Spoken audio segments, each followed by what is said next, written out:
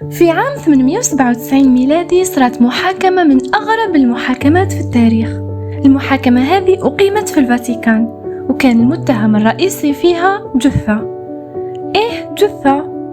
جثة عندها 7 شهور وهي في القبر، لكن ما خلوهاش البشر في حالها، وحبيت انتي خليوك.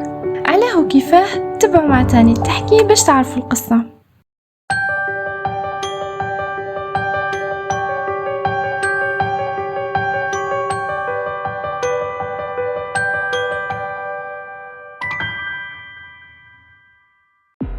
المحاكمة تجسدها لوحة تاريخية اسمها The Cadaver Synod أو محاكمة الأموات، وين المتهم فيها كان البابا السابق فورموزوس. والإنسان الحقود اللي جاته في راسه الفكرة هذه باش يحاكمه هو الوريث تاع البابوية اللي خلفه، واللي اسمه ستيفن السادس. المحاكمة كانت نزيهة وفيها كل الشروط اللازمة، بحيث أنه ستيفن لعب دور غراق الشرع. راحوا خرجوا الجثة من قبرها فيما يعرف في الطب الشرعي بالإكزوماسيون، ولبسوا لها لباس تاع البابوية وحطوها ثاني في كرسي البابوية، وحتى أنهم عينوا لها محامي باش يدافع عليها. كي بدات المحاكمة المتهم بقى ساكت ومنطقش ولا كلمة، يعني شغل السعيد يبتسم ولا يجيب. الفرق أنه ابتسامة الجثة هذه كان مشكوك فيها، لأنه نقدر نقوله بقى 7 شهور في القبر، حتى بهاء الدين طليبة ويرجع قط. يوصف المؤرخ جورج إيفيس شكلها المهول بكلماته ويقول: مثل دمية وحشية كانت تهز برأسها أو تنحني بينما يدعمها الحاضرون. وكان المحامي حذرا جدا في دفاعه، لأن هنالك ثقوبا مظلمة قريبة منه بخلاف القبور.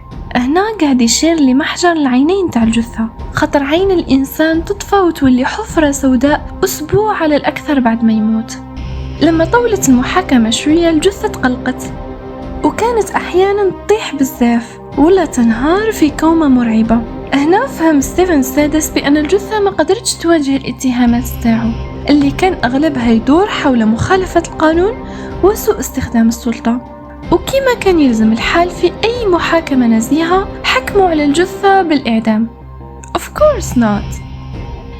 الحكم كان بنزع ثياب البابوية عن الجثة ولبسوا لها خيشة قديمة ومقطعة، وبترولوا 3 من أصابعه اللي كان يبارك بها القرارات. وأخيرا أرموا جثته في نهر تايبر، كما مشات العادة الرومانية لقرون، وين كانوا يرميوا ألد الأعداء تاعهم في هذا النهر. بعد المحاكمة استلم ستيفن الحكم لعدة أشهر قبل ما يغتالوه بالخنق، لأنه في الفترة هذه كان يحكمك كونسير خير من يرشحوك للبابوية وتفوز بالمنصب، بسبب المخاطر الكبيرة على البابوات اللي كانت عندهم سلطة على الإمبراطورية الرومانية كاملة.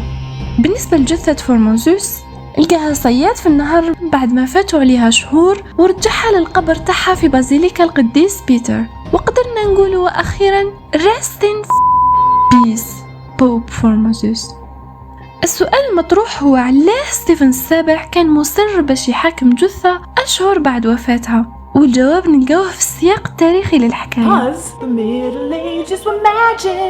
في القرون الوسطى كانوا جثث البابوات يشكلوا جزء كبير من الحياة الدينية للناس، يزوروهم ويتبركوا بهم للشفاعة الإلهية ويهديوهم الهدايا، نوعا ما كما الزوايا عندنا. يعني نقدر نقولوا كانوا يبقوا أحياء حتى بعد وفاتهم عند الناس اللي عظموهم في المجتمع. وهذه هي الحياة اللي كان ستيفن حاب يسلبها من فورموزوس من شدة حقده عليه. عاملوا معاملة الأحياء غير باش يزيد يقتلوا حتى بعد ما مات. وش رأيكم في وش دار؟ واحكيوا لنا في التعليقات أغرب قصص المحاكمات اللي سمعتوهم.